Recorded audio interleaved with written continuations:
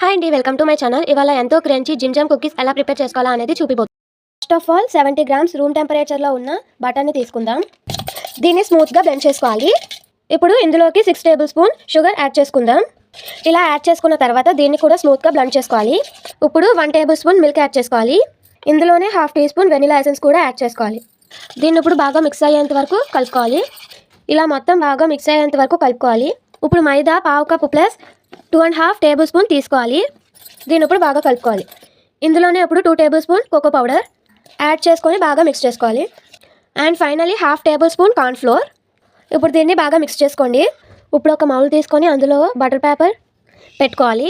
ఇప్పుడు ఒక piping bag తీసుకొని అందులోకి పిండిని షిఫ్ట్ చేసుకోవాలి. నేను కుకీస్కి ఈ నోజిల్ వాడుతున్నాను. మీరు రోజ్ పెటల్ నోజిల్ పెట్టి కూడా వాడుకోవచ్చు. ఇలా గ్యాప్ ఇస్తూ కుకీస్ పెట్టుకోవాలి. దీన్ని ఒక 10 మినిట్స్. ఎంతో క్రంచీ అయిన బిస్కెట్స్ రెడీ అయిపోయాయి. ఇప్పుడు దీనికి ఫినిషింగ్ టచ్ ఇచ్చేద్దాం. ఫైనల్గా ఇందులో మీకు నచ్చిన ఫ్లేవర్ జామ్ వేసుకుంటే జిమ్ జామ్ కుకీస్ రెడీ.